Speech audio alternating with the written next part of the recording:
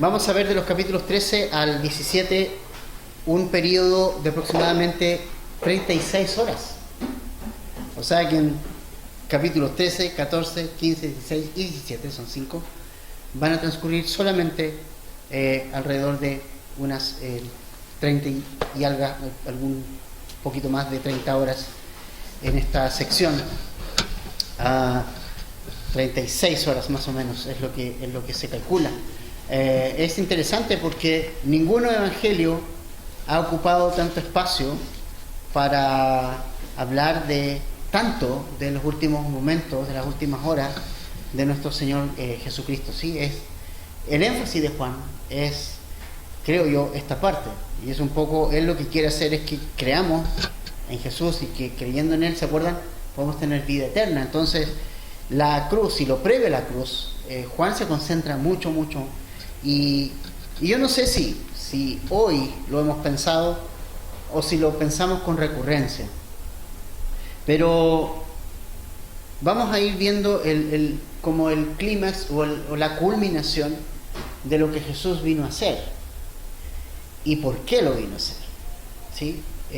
Creo que es sumamente importante nunca olvidar qué movió a Jesús a venir. Y lo único que lo movió a venir es el amor que tiene por nosotros, el amor que tiene por el mundo, porque Él no vino en una instancia en que el mundo estaba esperándolo. El mundo nunca estaba esperando al Señor. El mundo es un mundo hostil al Señor, es un mundo enemigo del Señor, y nosotros estábamos en ese saco.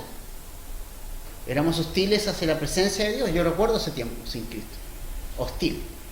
Todo lo que me decía Dios, yo le ponía la muralla inmediatamente ahí. ¡Bah! No me hablan de Dios, no quiero nada de Dios, y éramos hostiles a Dios. El mundo es hostil a Dios. Hoy día escuchamos gente que se pasea a la universidad hablando de hinduismo, hablando de otras religiones orientales, y llevando yoga a espacios de colegios y universidades, y bienvenidos y adelante, y esto es un aporte. Pero cuando tú tienes que, y viene un grupo y tú dices, yo quiero entrar en su colegio, quiero predicar el evangelio, se da algo que es un fenómeno que inmediatamente hay una barrera. Dice, no, eso es religión. ¿Y qué es lo demás?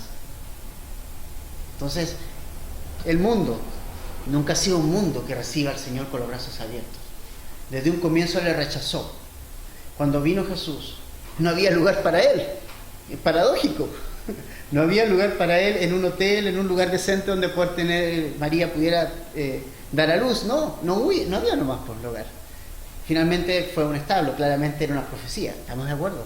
Pero esa es como el anticipo de lo que va a ser este mundo, lo que somos nosotros. Un mundo constantemente hostil a Dios, pero vino Jesús porque nos ama. ¿Y has pensado cuánto te ama Dios? ¿Alguna vez lo has pensado así como, hoy voy a pensar en esto? ¿Cuánto Dios me ama? Y realmente el amor de Dios es un amor que sobrepasa cualquier cosa que nosotros nos podamos imaginar. Se dice, contábamos cuando pequeñitos, el amor de Dios es tan grande, es más alto que no puedo ir al cielo. En algún momento dicen, es más grande que el universo. Ustedes saben que el universo está científicamente comprobado, que se sigue y se continúa expandiendo. El universo está comprobado que sigue expandiéndose cada día más, se expande. Científicamente está comprobado. Así que el amor de Dios, si es tan grande como el universo, bueno, se sigue expandiendo para alcanzar a este mundo pecador, para Jesús. Entonces, Jesús lo que va a hacer es hacer un contrato de por vida con la humanidad. Es un pacto de por vida. Quien lo recibe disfruta la vida eterna. La cruz de Jesús es el contrato. Dios dice, ya, yo tengo la cruz aquí, tome. Yo hice esto por usted.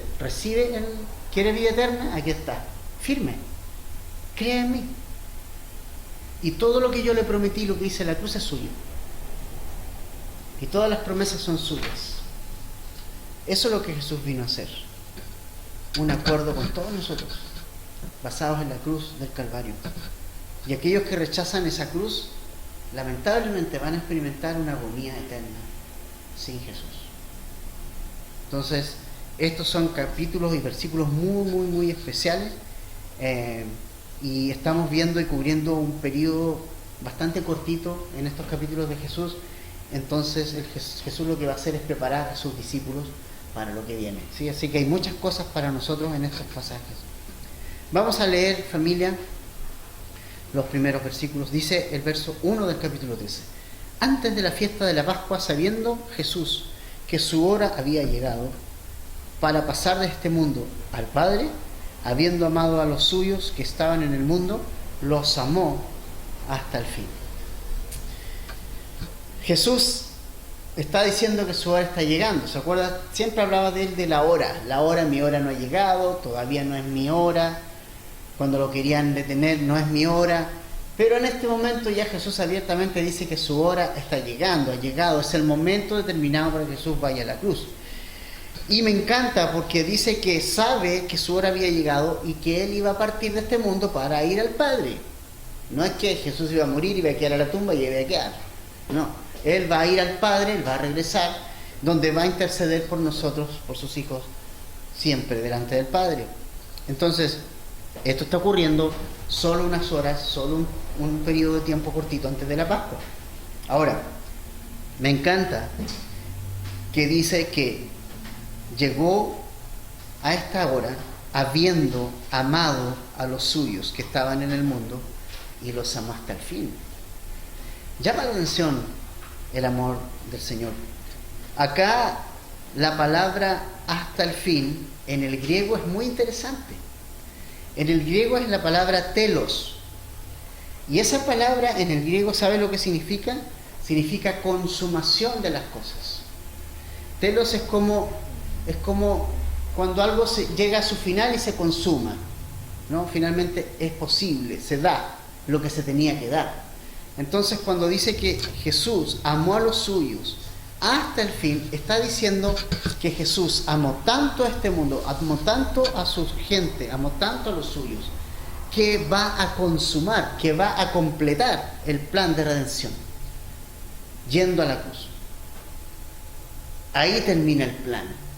Este plan que comenzó, ¿cierto?, eternamente en la mente de Dios, se reveló durante todo el Antiguo Testamento. Luego el plan se concreta, Jesús al venir como un bebé ensangrentado, naciendo en Belén de Judea, que creció en las regiones de Galilea, principalmente en Nazaret, que vivió una vida completamente normal, que comenzó su ministerio a los 30, bueno, y ahora está consumando la hora final porque los amó al final, hasta el final. O sea, el pasaje lo que nos quiere decir en el fondo Juan es que el amor de Cristo es tan grande que lo llevó a terminar lo que comenzó. Lo llevó determinadamente a la cruz, porque amó. Esa es la motivación. Nos amó tanto que quiso llegar hasta la cruz, lo amó hasta el final. Acuérdense lo que va a decir también Jesús más adelante, en Juan 15:13. Él va a decir, nadie tiene mayor amor que este. ¿Cuál amor? ¿Cuál es el mayor amor? Que uno dé su vida por los amigos. Ese es el mayor amor. Que alguien esté dispuesto a dar su vida en la cruz del Calvario, de ser pasado o ser hecho malhechor, o ser pasado como un malhechor, para dar libertad a sus amigos. Entonces, es hermoso pensar que el amor de Cristo es tan grande que lo llevó no solamente a venir, sino que a ejecutar el plan perfecto del Padre y a dar su vida voluntariamente por cada uno de nosotros hasta consumar la salvación, hasta que fuera posible. Entonces, nadie tiene mayor amor que este, que alguien que haya completado el acto de la redención en la cruz del Calvario. Ese fue Jesús. Ese fue el amor que Él tiene por nosotros. Ese fue el amor que lo motivó. El amor de Dios motivó a Jesús. Esa fue su motivación detrás para hacer las cosas que hizo. Entonces, es interesante porque aún con toda la agonía de la cruz encima, o sea, pensemos, estamos a 30 y tantas horas de la cruz, o sea, un poquito más de un día, ¿ok? Con toda la agonía de la cruz, Jesús se encarga de enseñar algo a sus discípulos. Jesús se encarga de ejemplificar, porque ustedes saben que la manera de enseñar no es simplemente te transmito conocimiento.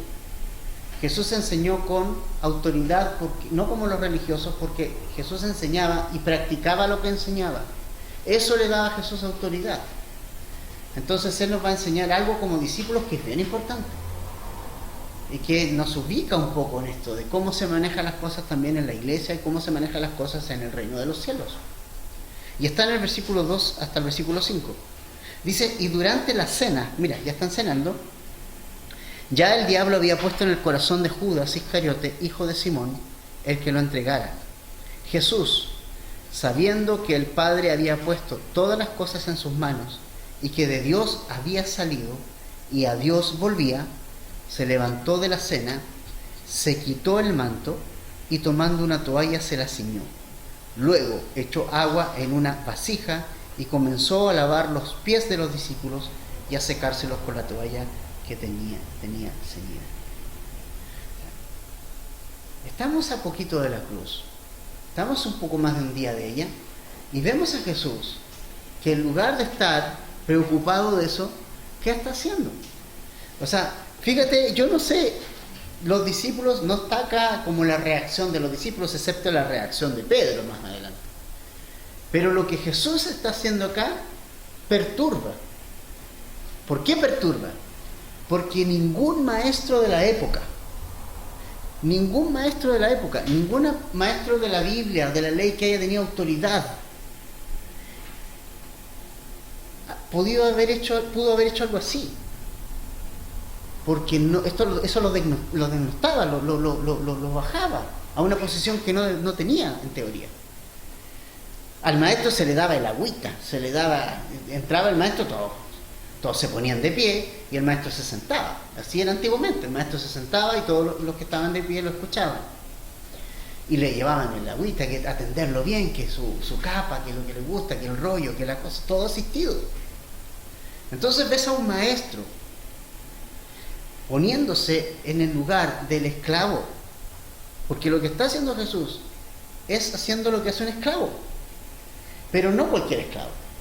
Cuando el esclavo los esclavos normalmente eran usados para el trabajo duro de la tierra, afuera, ¿ya? Para el trabajo pesado.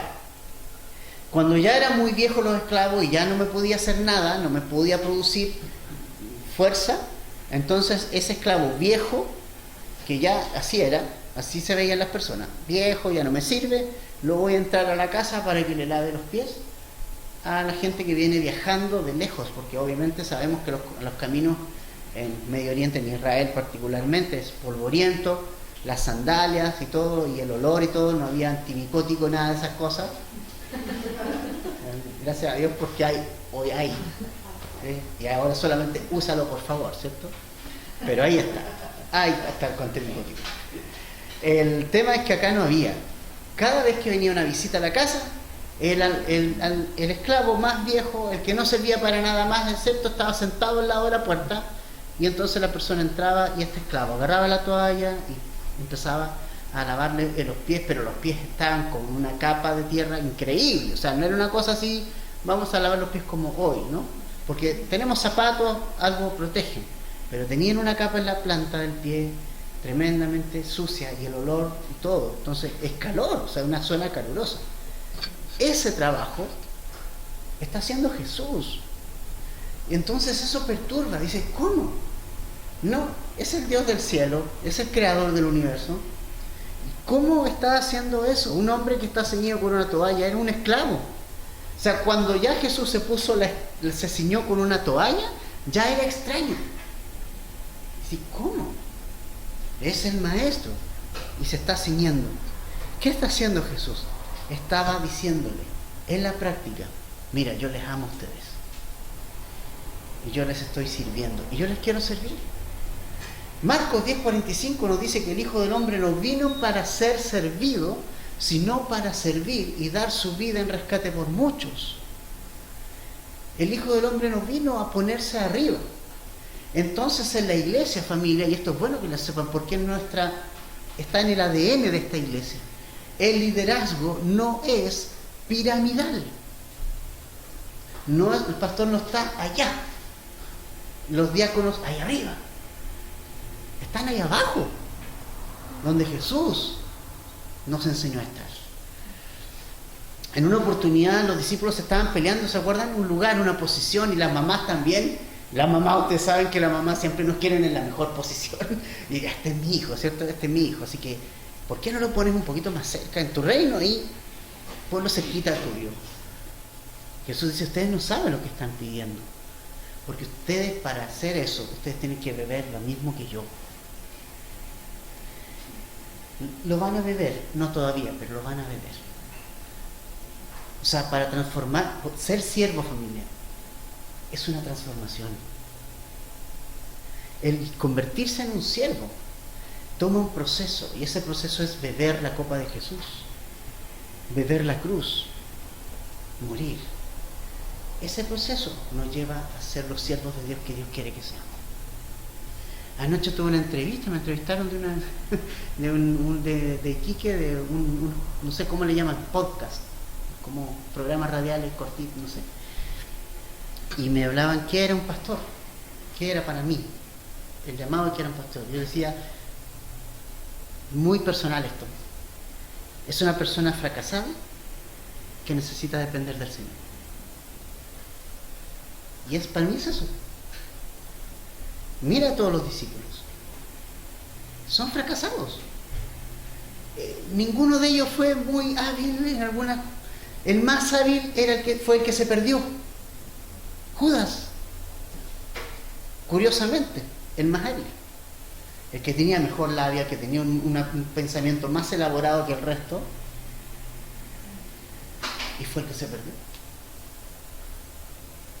Entonces Pablo le dice a los corintios, mírense ustedes, mirémonos a nosotros, que no son muchos sabios ni entendidos, le dice Pablo a los corintios en su primera carta. Pero lo necio del mundo escogió Dios para avergonzar a lo fuerte. Lo débil del mundo escogió Dios para avergonzar a lo fuerte. Entonces, mi maestro, mi Señor, se ciñó de una toalla. ¿Qué me corresponde hacer a mí? ¿Soy más que Él? ¿Estoy sobre Él o estoy bajo Él? Bajo, ¿verdad? ¿Qué me corresponde hacer? Tomar la toalla y servir. Ahora, ojo, porque la enseñanza que está dando Jesús aquí no es que tenemos que hacer ceremonia de lavado de pies. Yo entiendo, hay algunas congregaciones que lo hacen, ¿sí? Pero fíjate, algo importante. Quiero dar una diferencia bíblica que es importante. Para que algo pueda ser doctrina, algo practicable en la iglesia, tiene que darse algunas cosas. La primera de ellas, Jesús lo tuvo que haber enseñado. Es lo primero. Jesús lo enseñó. Ok. Tic. Lo segundo, la iglesia de Hechos tuvo que haberlo practicado en alguna instancia. Tic 2. ¿Sí? Tercero, tiene que haber sido nombrado o enseñado por alguna de las epístolas de Pablo, Pedro y los que escriben las cartas que vienen a continuación de los evangelios. Si cumple con esos tres estándares, estamos hablando de algo que la iglesia puede practicar. Bautismo en agua. Lo enseñó Jesús.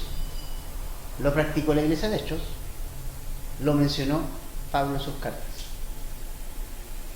Es doctrina. Tenemos que practicar. En el caso del lavado de pies, Jesús lo está enseñando, pero no a modo de doctrina, lo está enseñando como ejemplo. Nosotros no tenemos esto, hoy día no pasa. Hoy día nadie tiene un esclavo para lavar los pies, pero servimos y el servicio se traduce igual, el principio del servicio es lo mismo. Pero no vemos en el libro de Hechos que haya ceremonia de lavado de pies, y tampoco vemos en alguna de las cartas de los apóstoles hablando de ceremonia de lavado de pies. Tú puedes lavarle los pies a alguien, puedes decir ya Señor, este rato y ya. Pero el principio no es eso. El principio que está diciendo Jesús es, sírvanse unos a otros, como yo lo estoy haciendo. Jesús está haciendo el trabajo de un esclavo. Es la señal de esclavitud de la clase más baja. Jesús tomó esa toalla y se cenó con ella. Ahora, yo me imagino que los discípulos están como atónitos. O sea, me está lavando los pies. Pero hay uno que siempre habla. ¿Quién? Pedro. Nunca se queda callado. Y está bien, yo me reflejo mucho en él. Versículo 6. Veamos lo que dice. Cuando llegó a Simón Pedro, le dijo, Señor, ¿tú me vas a lavar a mí los pies? O sea, ¿qué te pasa? ¿Qué te pasa, Señor? Tú eres maestro, no te rebajes. ¿Cómo me vas a lavar a mí? Yo te tendría que lavar los pies a ti. Entonces, luego le dice, tú me deberías lavar los pies a mí. Le dice, lo que tienes que hacer, acá, ahora tú no comprendes lo que yo hago, pero lo entenderás después. Versículo 7. Entonces en el 8 responde Pedro, jamás me lavarás los pies, le dijo Pedro. Si no te lavo, no tienes parte conmigo. Le respondió Jesús. Simón Pedro le dijo, Señor, entonces, no solo los pies. Y aquí ya se puso extremo Pedro, como siempre es, sino también las manos y la cabeza. Jesús le dijo, el que se ha bañado no necesita lavarse, excepto los pies, pues está todo limpio. Y ustedes están limpios, pero no todos. Porque sabía quién lo iba a entregar. Por eso dijo, no todos están limpios.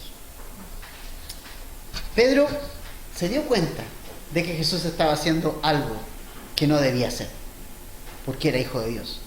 Pedro se dio cuenta que Jesús estaba haciendo algo que no le correspondía, que era el trabajo de un esclavo, y por eso se exaltó de esa forma, ¿no?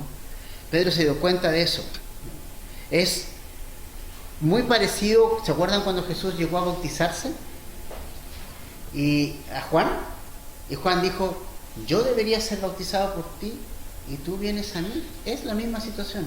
O sea, perdón, Jesús, yo te debería lavar los pies a ti, pero tú me los quieres lavar a mí, ¿no? Entonces es más o menos un asunto parecido. Jesús le dijo a Juan en esa oportunidad, tenemos que cumplir con toda justicia. ¿Por qué? Porque él se está identificando con él, pecador. Se está identificando con él, y acá se está identificando con un siervo. Entonces Pedro, como entendiendo lo que estaba pasando, Jesús le tiene que decir, mira Pedro, tú vas a entender esto, tú lo vas a llegar a entender, espérate, lo vas a llegar a entender. Y Pedro, bueno, se dejó limpiar y ya le puso el tema de bañarse completo, porque Pedro era extremo, pasaba de un extremo a otro, ¿ya? Y es interesante lo que pasa con Pedro. Pero es interesante la respuesta de Jesús, que dice que el que se ha bañado no necesita lavarse. Interesante. ¿Cuál es la diferencia entre bañarse y lavarse? Hay una diferencia. Bañarse es algo que Jesús se está refiriendo al proceso que hace una vez cuando nosotros decidimos llegar a Jesús y lo recibimos en nuestro corazón. Él nos bañó completamente de nuestros pecados, ¿sí? Todo. O sea, veníamos súper sucios, pero Él nos lavó, Él nos bañó completamente, nos dio un baño, ¿sí? Exhaustivo. El baño es exhaustivo, es en cada rincón. Tú te lavas por todos los rincones del cuerpo, quedas limpio. Jesús vino a hacer eso. La diferencia con lavarse es que lavarse es simplemente algo más superficial, ¿cierto? Lavarse las manos porque, bueno, están un poquito sucias, me las voy a lavar. Pero el baño es el que me quitó lo más grueso de la mugre. Cuando hemos venido a Jesús, familia, Él nos limpió, nos lavó, nos bañó. ¿Ya? Ahora, también nosotros necesitamos ser limpiados. Hemos sido bañados, pero nosotros día a día vamos contaminándonos. Este mundo de alguna u otra forma influye. Nuestra mente está escuchando cosas. ¿Me entiendes? Y vamos acumulando cosas en la semana. Groserías escuchamos por aquí, por allá. Y uno quiere mantener su corazón puro, pero uno se va ensuciando, agarrando estas mugrecitas de alrededor. Y entonces también el Señor nos limpia. Dice Juan que si hubiéramos pecado, Él nos es fiel y justo en perdonarnos y limpiarnos. Ya nos bañó, pero Él nos continúa limpiando. ¿A través de qué? A través de su palabra. Jesús le dijo a sus discípulos: ya ustedes están limpios por la palabra que les he hablado. Ahora, Jesús dijo: no todos están bañados, no todos están limpios. Hay uno que dejó su tiempo, la mugre, más tiempo de lo que debería haberla dejado. Jesús lo llamó, pero él dejó que día a día se acumulara la costrita de mugre en su corazón. Y ese personaje es Judas Iscariote. Empezó a acumular basura, mugre. Empezó a cerrar su corazón a la obra de Jesús. Empezó a rechazar lo que Jesús hacía. ¿Se acuerda lo que María hizo en Betania cuando derramó su perfume? ¿Qué dijo Judas? Dijo: qué desperdicio y nada, que él era el ladrón. Poco a poco empezaba a acumular mugre en su piel. Y Jesús fue súper claro: el bañado no necesita lavarse solo, necesita lavarse los pies. Jesús le dice a los discípulos, le está diciendo: yo les voy a lavar, yo puedo lavarles sus pies cuando se ensucien. Pero también está diciendo: hay uno que no está limpio, hay uno que ha acumulado tanta basura en el corazón, ha acumulado tanta mugre, que desgraciadamente lo va a entregar a él. Por eso, familia, es súper importante tratar con la mugre espiritual. Cuando empezamos a oír, ¿qué oímos? ¿Qué escuchamos? No nos podemos ir del mundo, no nos podemos retraer, pero el Señor nos limpia de toda esa basura que alrededor nos está afectando. De una u otra manera nos afecta. Claro que sí, estamos en un mundo hostil hacia Dios y nos vamos a afectar, pero Dios nos quiere ceñir su toalla todavía y nos quiere lavar para que eso no se acumule, ¿cierto? Entonces, la suciedad es algo superficial. Pero ¿qué pasa cuando no me baño ya? Ay. Ahí viene el problema. No, Jesús nos está enseñando algo de que el físico es el que se tiene que limpiar. Jesús está hablando de que es el corazón el que hay que limpiar. Ahora, lo que llama la atención de Judas es el mejor ejemplo que oír por años la palabra no necesariamente te transforma en alguien que va a seguir a Jesús por buenas motivaciones. Hay gente que escucha en una iglesia sentada 30 años la palabra, 20, 10, 5. El punto es eso. El mismo Jesús, el Hijo de Dios, fue el maestro de Judas. ¿Lo ha pensado? Si hubo alguien que tuvo el mejor pastor que podía tener en su vida, era Judas. Tuvo a Jesús. Pero el escuchar a Jesús no salvó su vida, porque dejó que la mugre se incrustara en su piel y luego llegara a su corazón. Nunca derramó su corazón delante de Jesús. En cambio, la palabra de Dios limpia a todo aquel que le abre el corazón a ella. ¿Sabes qué, familia? Cuando la palabra de Dios no me confronta por algo, como que echo de menos esa cosa, porque, como dices, ¿cómo estoy leyendo? A lo mejor, porque inevitablemente cuando voy a la palabra siempre me va a revelar la basura que tengo, la mugrecita que tengo aquí en las manos, y que necesito limpiar, y que necesito lavar, y que el Señor quiere lavarme. Entonces, aquí tenemos los dos contrastes, ¿no? Por un lado, Pedro, que quería todo ser lavado completo.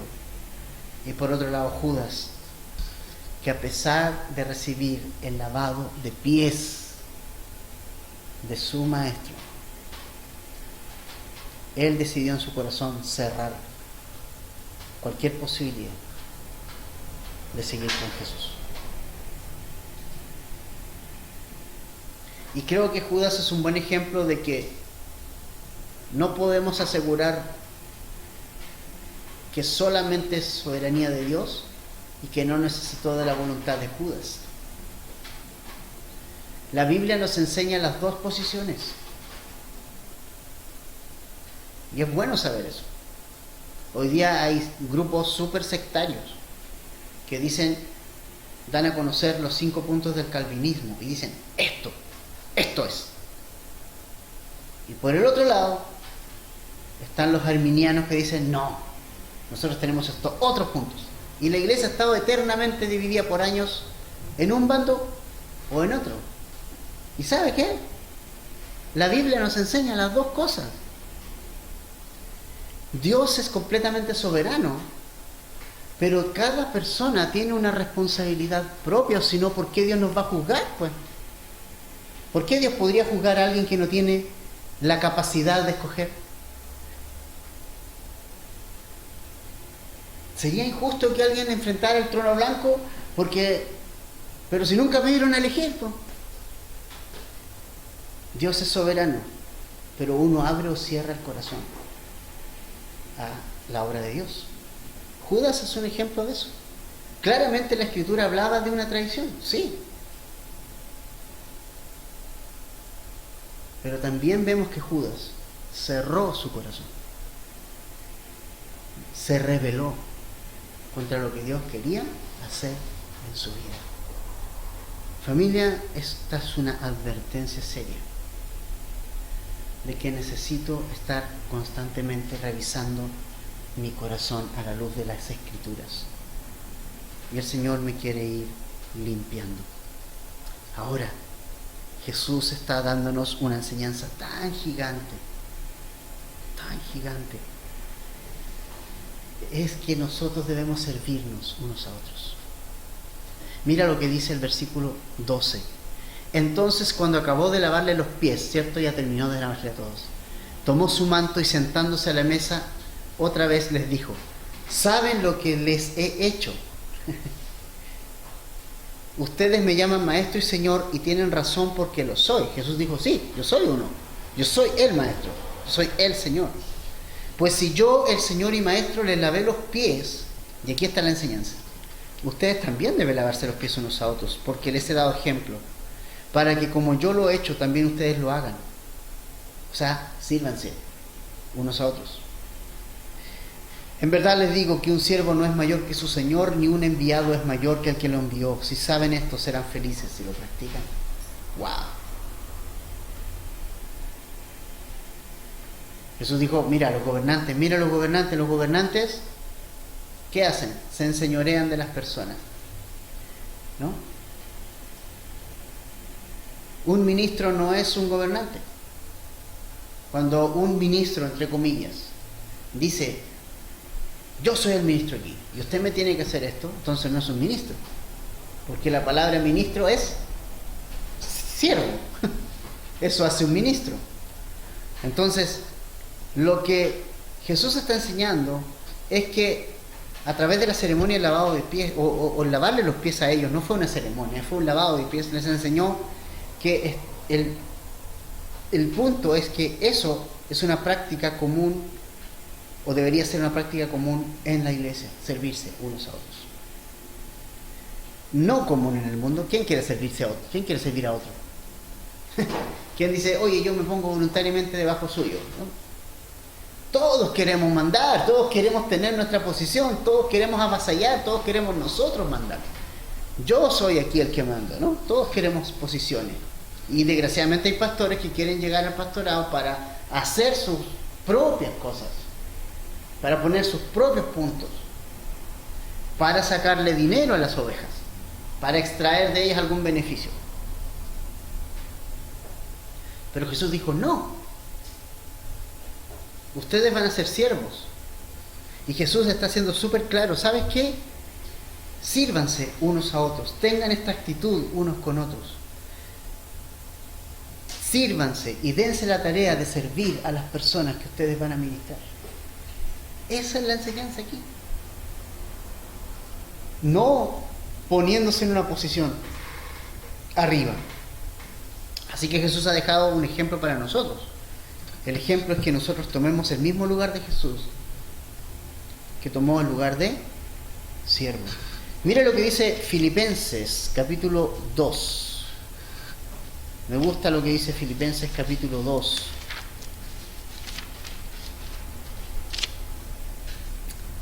Versículo 3 en adelante. No hagan nada por egoísmo o por vanagloria, sino con actitud humilde cada uno de ustedes. Considere al otro como más importante que a sí mismo. ¡Wow! ¿Alguna vez le he dicho al hermano, sabes qué, amigo? Tú eres más importante que yo. ¿Es algo natural eso o no?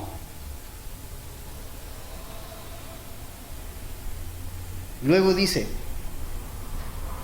no buscando cada uno sus propios intereses. ¿Qué buscamos normalmente? Nuestros intereses. ¿Te fijas que esto no es natural? Solo una vida nueva en el Espíritu nos va a hacer vivir así. Generalmente buscamos nuestros propios intereses. ¿Qué me puede dar esta persona? ¿Qué me puede dar el hermano? ¿Qué me puede dar esto? Y en la iglesia no debería funcionar así. Luego dice, sino más bien los intereses de los demás. Y añade en el verso 5, haya pues en ustedes esa actitud que hubo en Cristo Jesús, el cual, aunque existía en forma de Dios, no consideró el ser igual a Dios como algo a que aferrarse, sino que, ¿qué hizo Jesús? Se despojó, se quitó el título de Dios encima y se hizo un esclavo. Y es más, hallándose en forma de hombre, se humilló él mismo, haciéndose obediente hasta la muerte y muerte de cruz. Por lo cual también Dios lo exaltó hasta lo sumo y le confirió el nombre que es sobre todo nombre. El que se humilla será exaltado en su tiempo. Entonces Jesús nos está hablando de algo tan tremendo. Está preparando líderes. Jesús está preparando líderes. Estos discípulos, estas personas que están aquí, van a ser los líderes de la iglesia de los hechos. Y la manera de prepararlos es diciéndole, agarren la toalla y sírvanse. Hagan el trabajo de esclavo. Es la manera de prepararlos. Increíble, ¿no? Increíble, pero así es. Entonces, está hablando de sus discípulos, que van a ser a la vez los primeros líderes de la iglesia. Y le está diciendo, así tienen que hacerlo. Esta es la forma. Increíble, tremendo. ¿Ya? Entonces, la palabra ministro no implica ser servido. Y hoy día tienen muchos pastores y siervos, o mencionados siervos de Dios, tienen esa mente, ¿no? Soy ministro, debo ser servido, me tienen que cuidar, me tienen que pagar. No, Jesús no enseñó eso. La palabra ministro es siervo, y eso es lo que debo ser. Si hay algo botado en el piso, soy un siervo. ¿Quién es el que recoge el papel del piso? El siervo. El siervo es el que lo hace. Entonces, nosotros no nos ponemos en una pirámide arriba esperando que nos sirvan. Tenemos que ministrar las necesidades de este mundo, familia. Ministrar las necesidades entre nosotros y ministrar las necesidades en el mundo, ¿sabes? Y la gente va a vernos y va a decir, wow, ¿qué onda? ¿Qué pasa? Algo pasa. Entonces, Jesús dice, soy su Señor, soy su Maestro. Hagan lo mismo, que Dios nos ayude, ¿no? Necesitamos más ministros así. Y mi oración es que sea un siervo. Esa es mi oración. Aunque el nombre ni sepamos nadie sepa quiénes somos, pero que seamos conocidos por servir. Así es que Jesús está mostrando también aquí que el llamado del Mesías es un llamado a servir. Y todos los que hemos sido llamados a seguirle a Él, tenemos el mismo llamado, el llamado a servir. Verso 18 volviendo a nuestro pasaje, al 20, que es cuando vamos a terminar. No hablo de todos ustedes, dice, yo conozco a los que he escogido, pero es para que se cumpla la escritura, el que come pan, verso 18, sí, estamos en el verso 18. No, me salté el versículo 16. En verdad les digo que un siervo no es mayor que su señor, ni un enviado es mayor que el que lo envió, el 17. Si saben esto, serán felices si lo practican. Increíble. Eso es. La felicidad está en ser un siervo de Dios que practica el servicio. Ahí está el gozo del cristiano. No hablo de todos ustedes, dice, yo conozco a los que he escogido, pero es para que se cumpla la escritura, el que come mi pan ha levantado contra mí su talón. Se lo digo desde ahora, antes que pase, para que cualquiera, o para que cuando suceda, crean que yo soy. En verdad les digo que el que recibe al que yo envíe, me recibe a mí. Y el que me recibe a mí, recibe a aquel que me envió. Mira, recibir a Jesús hace la diferencia. Recibir su enseñanza hace la diferencia. Recibir sus palabras hace la diferencia. Judas no recibió sus palabras, las escuchó, pero no las recibió. Hay mucha gente que ha escuchado el Evangelio, ¿cierto? Ha escuchado a Jesús, de Jesús, pero no lo ha recibido. Entonces, eso no le va a producir salvación, porque lo que produce salvación es recibirlo en el corazón. Eso hace la diferencia. Ahora, obviamente, el Señor está enseñando aquí cosas tremendas. Así que ya partimos estas últimas horas de Jesús con una enseñanza tan requete, potente y tan fuerte, como también impactante, que nos cambia todo el parámetro de lo que significan liderazgos. Los líderes, ¿no? Que es un concepto además como imponente, ¿no? Líderes, o sea, wow. Y se le ha dado esa connotación a través de muchos años en la iglesia. Incluso en algunas iglesias tienen sillas arriba como de un escenario, y tienen sillas arriba para que ¿cierto? Los líderes se sienten arriba. Y ellos, ahí está el lugar más sagrado, no sé qué será eso, pero allá no. Es todo lo contrario, ¿no? El Señor nos ha enseñado a través de esto a ser siervos. Nunca seremos lo suficientemente siervos. Siempre debemos prestar atención. Así realmente estamos siendo siervos de Dios. Porque la carne constantemente aflora. Constantemente se está peleando contra ese siervo que quiere aparecer, que quiere ser como Cristo es y como Cristo fue. Si tenemos tan grande ejemplo de Jesús, si fue tan claro con su enseñanza, no seamos como Judas. Sigámoslo. Recibamos su mensaje. Y Pedro ya quiso ser lavado completo, porque él quería participar de lo que Jesús era. Me gusta ese entusiasmo. Ese mismo entusiasmo Jesús lo reenfocó, y con el Espíritu Santo Pedro pudo ser ese siervo de Dios en Hechos. Un hombre que sirvió, un hombre que fue humilde, un hombre que aprendió humildad después de todo lo que ocurrió.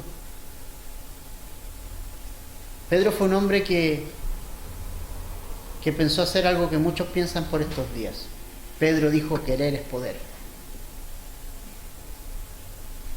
Yo puedo, Señor, yo no te voy a negar. Su lema fue: querer es poder. Aprendió que querer no es poder. Aprendió que necesita del Señor, no de Él. Aprendió duramente que querer no es poder, que mi poder tiene límite, que mi fuerza tiene un tope y que voy a fracasar. Pero también aprendió que Jesús no lo deja solo, lo levanta, lo perdona, y ahora sí, confiando completamente en el equipaje del Señor y siendo un siervo después en el libro de los Hechos. Vamos a ver a todos los apóstoles siendo siervos de Dios. Pablo decía, yo soy siervo de Dios, soy un esclavo de Cristo. Entonces, esa es la marca de alguien que ha conocido a Jesús. Entendemos cuál es nuestra posición, entendemos cuál es nuestro lugar y entendemos que no somos más que nuestro Señor. Oramos, familia.